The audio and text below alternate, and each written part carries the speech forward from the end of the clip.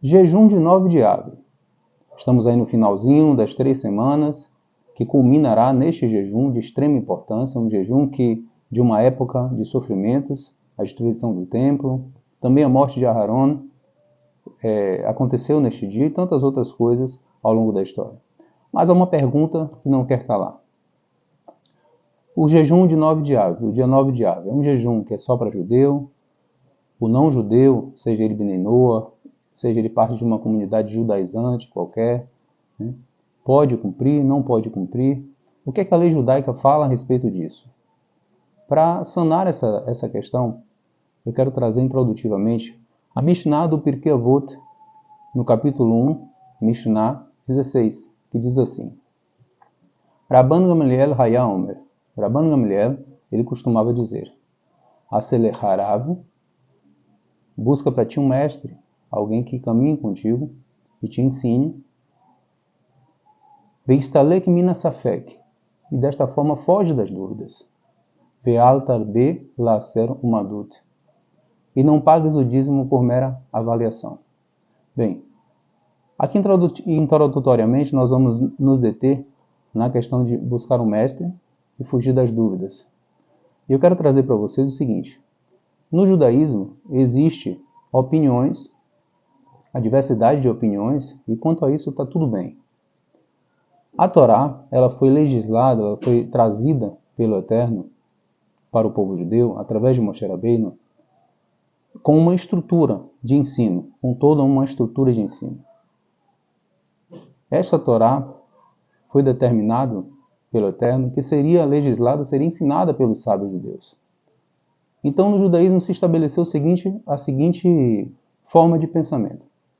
Quando um assunto ele não é conclusivo em sua decisão, por exemplo, quando os sábios entenderam que era válida uma opinião A e uma opinião B, então, desta forma, os rabanim, os rabinos, poderiam conduzir seus discípulos dentro de uma perspectiva de que poderia seguir uma opinião tal, ou, caso aquela opinião tal não estivesse de acordo, poderia se seguir também uma outra opinião.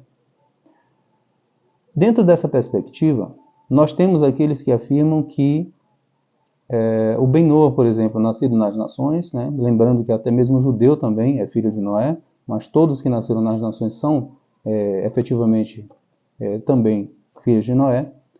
E há a opinião de que o Bnei Noach ele não poderia cumprir nada além das suas 7 leis. Essa é uma opinião que tem sido difundida. Mas existem outras opiniões que permitem, e é o caso do Rambam no Ilhot Deot, né? Melhor dizendo, o Rambam no Ilhot Melachim, Lei de Reis, retificando Ilhot Melachim, né? Então, neste escrito do Rambam, um grande nome aí do mundo judaico, lá nos capítulos 7, 8, 9, se não me engano 10 também, nós vamos ver, dentre as várias citações, o seguinte: o Ben Noach, que deseja cumprir outras leis, mitzvot acherim, além das suas próprias leis, permitimos que ele siga, que ele cumpra, desde que ele faça isso conforme a Laha judaica. Considerando esse ponto, eu escrevi um texto, e eu queria ler esse texto para vocês com calma, para que a gente possa ter um entendimento melhor dessa questão. Hashem nos fez livres, para que essa liberdade, esse livre-arbítrio, ele possa ser destacado e cumprir o seu papel. Hashem ocultou de Adam Harishon, né, que é o primeiro homem, né, e de nós também, a consciência de sua presença. Vejam, se o Eterno se permitisse ser percebido por nós, de forma fácil, no ângulo da visão, a gente olhasse e visse o Eterno diante de nós, dificilmente iríamos pecar contra ele. E o Eterno quis seres que o servissem como seres livres. Então o Eterno ocultou com isso a sua presença. Qual o objetivo desse ocultamento? Fazer com que, sem enxergá-lo, tivéssemos a liberdade de servi-lo ou não servi-lo. Mas quando fizéssemos este ato de servir a ele, que fosse um servir por um ato de reverência à sua presença, não somente por medo. Este último, o medo, ele deve ser sempre meditado, lembrado, mas especialmente no campo das consequências dos pecados, da consequência da transgressão. E dizem os sábios que um homem não peca a menos que um espírito de tolice tome conta dele. Bem, o Irat HaOnesh, que é o temor, o medo dos sofrimentos, está listado, por exemplo, no livro do Rav Israel Salanter, Or Israel. E o medo da punição, o medo dos sofrimentos que podem advir por conta dos pecados, esse sim deve ser meditado, refletido e deve ser o combustível para que possamos trabalhar o nosso Irat Shamayim, temor aos céus, Irat Hashem, temor a Hashem, ou simplesmente traduzindo a palavra Irat como reverência, como muitos sábios assim fazem. Veja, nós temos dois caminhos. Por exemplo, fazer ou não fazer algo. No caso de 9 de Av, do jejum de 9 de Av, nós temos essa opção de fazer, de cumprir ou de não cumprir. Então, eu quero me dirigir a você que, por questões de impossibilidade, não podem cumprir o jejum de 9 de Av. Quero dizer que aí sim há uma leniência de que não te foi obrigado por mitzvah, por mandamento, fazer isso. Contudo, existe também, para todos aqueles que podem fazer um esforço, uma dedicação a Hashem para fazer e cumprir esse jejum junto com todo o povo judeu, há também um louvor dessa atitude. Então, vamos lá. Existe a visão de que o Benoah, como eu falei, ele só não precisa cumprir além das suas 7 leis. Mas, nós vamos agora ver e meditar no seguinte: proibir sem dar a opção, como se tal opção não existisse, prover terreno favorável para a escolha, para o livre-arbítrio. Ou seja, eu preciso poder escolher se eu posso, se eu quero, se eu tenho condições físicas ou intelectuais, ou mesmo condições de trabalho, de me dedicar a fazer isso, a me dedicar ao jejum, eu tenho condições de fazer. Se eu tenho condições de fazer e quero fazer, e é permitido pela Halachá, que é a forma de se conduzir, Halachá, lembrando, vem do verbo lalechet, que quer dizer vir, né? Então, quando eu falo Halachá, eu estou falando das leis que ensinam como eu devo seguir o meu caminho na minha vida religiosa. Então, qual deve ser o posicionamento? O posicionamento deve ser claro. O Bnei Noach, ele não tem a obrigação, por exemplo, de fazer como mitzvah, mas ao mesmo tempo, ele deve ter a opção de cumprir se assim o seu coração deseja, unir-se ao povo judeu.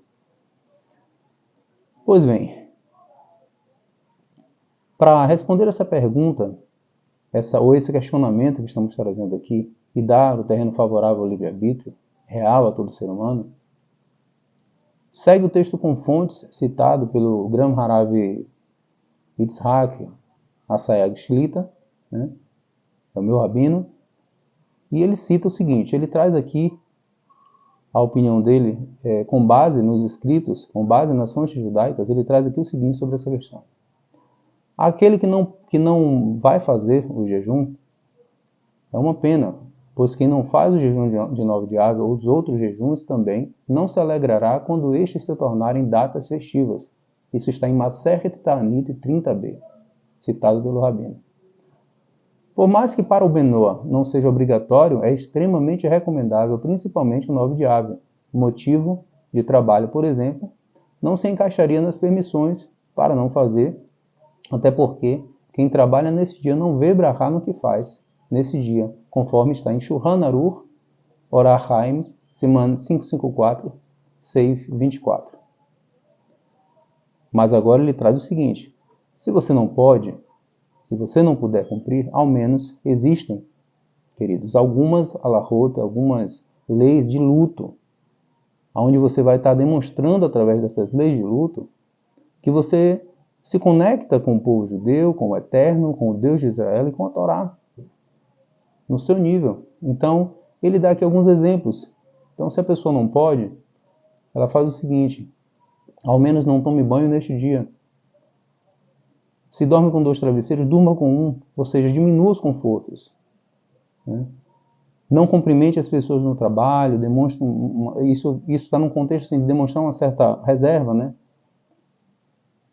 A possibilidade de, se você deseja realmente com afinco, as leis de luto, você naquele dia do jejum, você não escova o dente, não usa sapato de couro, não ter relações matrimoniais, não passe cremes, sinta a dor da perda da casa de Hashem, a expulsão da Shekhinah de perto de nós. Pense nos seus sofrimentos e entenda como o Beit HaMikdash não teria nada disso. Se tivéssemos com ele aqui, não teríamos nada disso, nenhum sofrimento. O Pri Etz Chaim Sha'ar Tikkun Hatzot diz que, na época do Beit HaMikdash, não precisávamos quase rezar.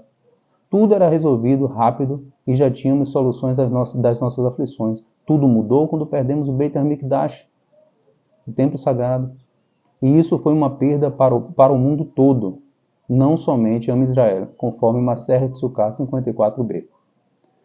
Então, queridos, como vocês podem ver, existe na própria lei judaica as indicações de que quando você se envolve com o Deus de Israel, com o povo de Israel, e você ama a Torá, os ensinamentos dos sábios, que os sábios trazem através da Torá, é possível, então, tomar parte nisso.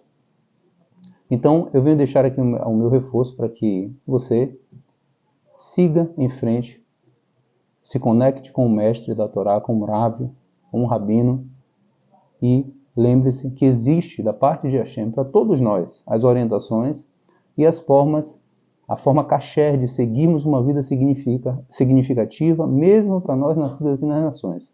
Então eu queria deixar essa reflexão, deixando um forte abraço para todos, lembrando que estamos num período de diminuição das alegrias, justamente por conta desse período, que foram datas muito tristes. Então eu me despeço de vocês, lembrando, meu nome é Moshe Ben Abraham, eu peço a você que curta e compartilhe esse vídeo, apoie o nosso canal e nos ajude a trazer mais conteúdos, né, para nós que nascemos nas nações, juntos crescermos em direção ao Eterno e à era messiânica, que venha o Rei Mashiach breve em nossos dias, Be'ezrat Hashem, com a ajuda do Eterno. Lehitraot, até breve.